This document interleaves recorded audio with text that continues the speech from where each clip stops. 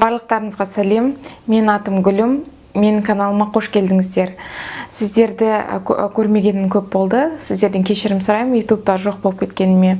Бүгін сіздерге қызықты тақырып дайындап қойдым. Ол көр.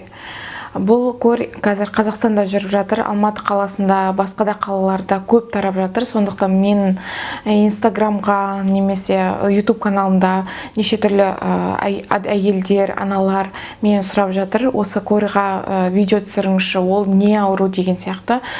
Сол адамдардың сұранысы бойынша осы видео түсіріліп отыр. Көр дегеніміз ол инфекциялық ауру болып табылады. Жалпы температураның жоғарылауымен жүретін, ауыз қуысының қабынуымен жүреді, және де конъюнктивитпен жүреді. Ең басты белгісі ол дақты папулезді бөртпелер болады көр кезінде. Бөртпелер бір-бірімен жабысып жатады. Сондықтан сол туралы бүгін сөйлесеміз. Көрдің негізі симптомдары, және де таралу жолы, және де этиологиясын, жалпы себептерін айтып өтемін. Бүгін этиологиясына келетін болсақ, ол себебі вирус болып табылады. Көр негізі вирустық ауру болып табылады.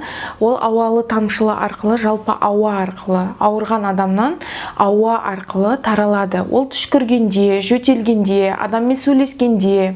Көбінесе көр ол жабық жерлерде, жабық мекемелерде, жабық автобуста баратқанда жақсы жұғады. Ал далада, таза ауада көр өмір сүре алмайды көпке дейін. Негізі бұл тез тарайтын ауру. Тез тарап, тез жұғады. Қай адамдарға жұғады? Егер адам екпе алмаған болса, егер адам ауырмаған болса кішкентай кезінде, көрмен ауырған бір рет ауырсаң, ол өмір бақи оған иммунитет түзіледі адамға. Яғни екінші рет ауру мүмкін емес деген сөз. Мүмкін емес, бірақ кейбір жағдайларда болады екінші рет ауырғандар, бірақ өте сирек болады. Негізі бір рет ауырған адам онымен ауырмайды. Және де екпе еккен адам, күнтізбе бойынша екпе еккен адам ауырмайды. Жалпы таралу жолы көрдің екінші ауырғаннан кейін, екінші күннен бастап 5-ші күнге дейін, бөртпенің 5-ші күніне дейін. Екінші күн басталды, ауырып, ол жұқпалы болып табылады. Бөртпе шықты, бөртпе шыққаннан кейін 4-5-ші күнге дейін жұқпалы болып табылады адам. Бұл адам жұғып, қасындағы адамдарға таратады. Ауырмаған адамға, екпе алмаған адамдарға жақсы таратады. Сондықтан бұл ауырған адамдарды изоляция жасау керек. Яғни бұл ешкіммен сөйлеспеу керек, бір мекемеде немесе өзінің үйінде болу керек, немесе ауруханада болу керек. Сол түсінікті деп ойлаймын. Және де инкубациялық период деген бұл не? Көрмен адам ауырады, бірақ жұқтырбаған, бірақ бұл білмейді. Ол уақытты 8 күннен 14 күнге дейін болады, созылады. Бұл ауру бұл кезде ешқандай белгісін бермейді, адам өзін жақсы сезінеді. Ол инкубациялық уақыты деп аталады. Осы 14 күннен кейін жайлап барлық симптомдары басталады. Симптомдарына келетін болсақ, бірінші температураның жоғарылауы болады. Адам температурасы 38-ден 40-қа дейін баруы мүмкін. Және де көзінің конъюнктивиті болады, көзі қызарып қатты ауырады. Және де ең үлкен бір көрға өзіне тән белгісі ол ауыз қуысының қабынуы. Және де екінші ауырғаннан кейін температурасы басталады. Екінші күнде аузында аппақ сақина сияқты белгілер болады. Сақина сияқты белгілер ол ақ дақтар сияқты болады.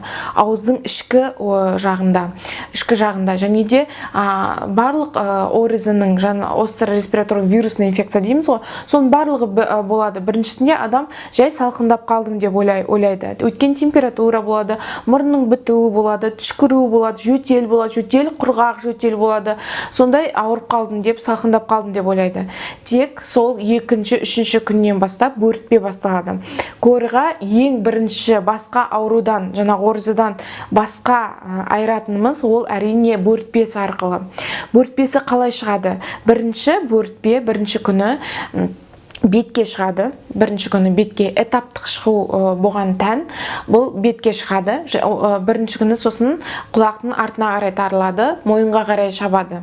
Екінші күні жалпы денеге қарай түседі, денесіне жаймендеп түседі. Бөртпелер дақты бір-біріне жабысатын дақты популезді бөртпелер болады. Және де үшінші күні мынандай бүгетін жерлерді, қолдың бүгетін жерлерді, аяқтың бүгетін жер жаймендеп төменге қарай түседі. Сонымен үшінші, төртінші күні көрдің бөртпесі бүкіл денені тарап алып кетеді. Жалпы көрдің бұл белгілері төртінші күні жаймендеп басылады. Жақсы өткен, асқынусыз өткен болса, көрдің белгілері жаймендеп басылады.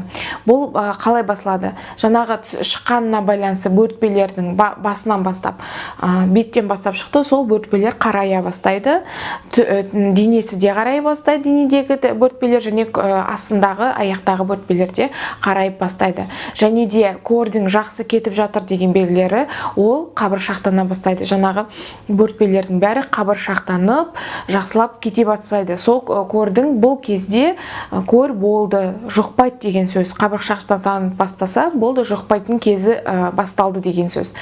Қайттан қайталайын, жұғатын кезі ол екінші күннен төртінші, бесінші бөртпенің шыққан күніне дейін жұқпалы болып табылады көр.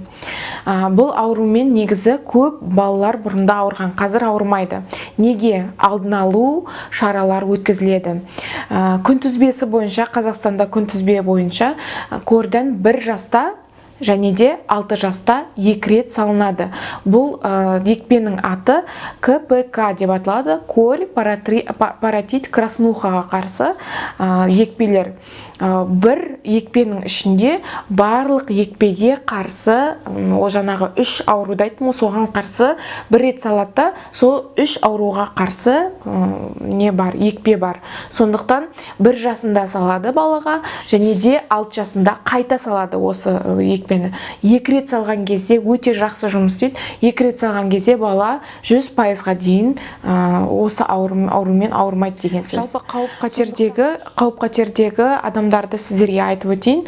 Бірінші, бұл қауіп-қатердегі адамдар иммунитеті өте төмен адамдар, үлкен кісілер, қауіп-қатердегі адамдар. Және де 1 жасқа дейінгі балалар. Неге? Өйткені бұл балаларға екпе салынбайды. Күнтізбе бойынша мен қайталап айтып өткенін 1 жастан кейін ғана көрге қарсы екпе салынады. Екпені 1 жасқа дейінгі балалар, яғни бұл қауіп-қатердегі балалар. Ол жаңағы көрмен ауырып жатқан адам болса, бұл адамдармен контактыда болуға болмайды. Үшінші, ол жүкті әйелдер. Жүкті әйелдер егер кішкентай кезінде екпе алмаған болса, немесе бұл аурумен ауырмаған болса, өте қауіп-қатердегі адамдар. Өйткені жүкті кезінде жаңағы көр аурумен ауруға болмайды. Ол әйел өзі жақсы көтеріп өтсе де, бірақ ішіндегі балаға әсер етеді. Сондықтан бұл аурумен ауырған әйелді бұл жан-жақты қарайды. Дәрігерлер гинеколог жағынан, басқа жағынан, барлық дәрігерлер қарап, консилиум жасап, сол кезде ғана шешеді не болатын. Ол жүкті әйелдеріне ауырғанда баланың жаңағы триместріне байланысты. Егер бірінші триместрде болса, әрине бала енді дамып жатқан кезде болған ауыр өтеді балаға, іштегі балаға, және де неше түрлі ақауларға алып келуі мүмкін. Екінші триместр болса, үшінші триместр болса, оны ойланады баланы қалдыруға. Сондықтан бірінші жүкті болар алдында барлығын ойлану керек, жүктілікті жоспарлау керек. Сондықтан барлығы сол бала үшін ойлануыңыз керек. Көрді мен ауырдым ба, екпе алдым ба деген сияқты. Және де асқынулары, көрдің асқынулары болады. Әрине, бұл бірінші орында пневмония, кореевая пневмония дейді. Екінші, ол нервтік аурулар, энцефалиттер болады. Бұл асқыну балаларда, көбінесе балалар ауырады ғой көрмен. Балаларда, үлкен адамдарда болады деп айтылмаймын, бірақ ересектерде ауыррақ өтеді. Ересек кезінде ауырған кезде ауыррақ өтеді. Басқа кішкентай балаларға қарағанда. Сондықтан барлығына екпе жасаған дұрыс деп ойлаймын. Көрдің еміне келсек, көр емі симптоматикалық. Симптоматикалық ем дегеніміз не? Ол тек симптомдарды басып отырамыз. Көрдің өзінің спецификалық емі жоқ. тек қана симптомдардың емдеп отырамыз. Егер мысалы температурасы көтерілсе, парацетамолмен, ибуфенмен басып отырамыз балаларда. Ересектерде де солай. Және де басқада емі, ол мысалы жөтелі болса, жөтелді басатын, қақырықтық шығаратын емдер жасаймыз. Және де егер жөтелі қатты болып жатса, температурасы түспей жатса, пневмонияға келіп жатса, оны рентген жасап, әрине антибиотиктер қосамыз қасына. Антибиотиктердің ол егер аурудың несіне байланысты, асқынуына байланысты, сатысына дейміз ғой, ауру сатысына байланысты. Егер аурудың қатты белгілері қатты болса, энцефалитке әкеліп жатса, нервтік ауруларына келіп жатса, сондай асқынуға келуі мүмкін. Әрине ол кезде антибиотиктер қосуымыз керек болады. Бірақ бұл вирустық ауру болса да, және де тамағының қызаруы болуы мүмкін, тамағының іріңдеуі болуы мүмкін, егер бактерия қосылса. Және де сол кезде де антибиотик қосуымыз керек болады. Емі, спецификалық емі жоқ бұда. Тек қана симптоматикалық. Қандай симптом болып тұр, соны басып отырамыз. Сол емі солай. Негізі бұл видеоны аяқтай өте сіздерге айтқым келеді. Көрмен ешқашан кездеспеңіздер. Балаларыңыз болса да, өздеріңіз болса да аман болыңыздар. Және де амандық болу үшін алдын ала барлығын жасау керек. Екпеден өту керек. Және де сіздерден көптеген видеоларға сұраныстар келіп жатыр. Комментарияға жазыңыздар. Жаңағы екпе туралы басқа да сұрақтарыңыз болса, мен барлығына жауап беруге тырысам.